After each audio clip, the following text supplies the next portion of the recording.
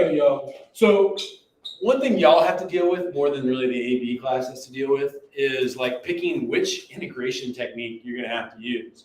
Like, I mean, I think for some students, they look at all of these integrals and they all kind of look the same. But each one of them uses a different integration technique. So let's think about what each one of those might be. In this case, what are we going to have to do? And what's going to tell us which one we have to do for this one? U sub. Yeah, this is going to be a U sub. And the reason is the derivative, if you make this your U, its derivative du dx is going to be 2x, right? And that's this x right here is going to end up canceling out with that x right there. Okay, so you have to recognize that's a U sub. What about this second one right here? Also U sub. Not U sub. The problem with that is because if you do U sub, you're going to get 2x. You're going to get 2x. The x doesn't cancel out with this x. You got an x plus 1 now. So what is it going to be? Yeah, the a plus b. So that's going to be the partial fractions. This is going to be your partial fractions. Yes. So the a plus b, and then you solve for each one of those partial fractions. Now, I actually if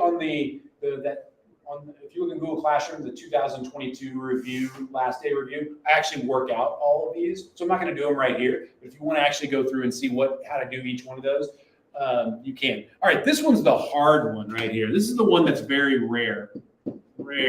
Doesn't show up very often. But do you know what you have to do this one? Yeah, we probably didn't do this one in this class. We did it like one time, like very long time ago. We did like factor. You have to divide, yes. You have to actually do the long division here. You have to actually divide it out. So you have to do long division. And so you would actually do the long division, and the result of that long division you can actually integrate, because you'll actually have an x in it, and then you'll have then you'll end up with something. You'll end up with a remainder that you can do a natural log antiderivative.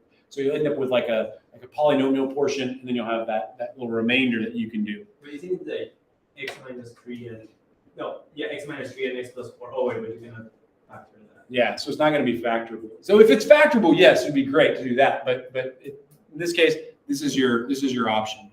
All right, does anybody remember this one? This is also another rare one. It shows up every once in a while to be aware of. Does anybody remember what this derivative? We don't do these very often because block schedule destroying our time. Is it like yeah, this is gonna be your arctangent. Yeah, this is your arctangent, right? So the antiderivative right here is really going to end up being, arctangent of x plus c, if you were going to actually do that one, because this is the derivative. This is the arctangent derivative right there. Okay, and so just be aware of that one.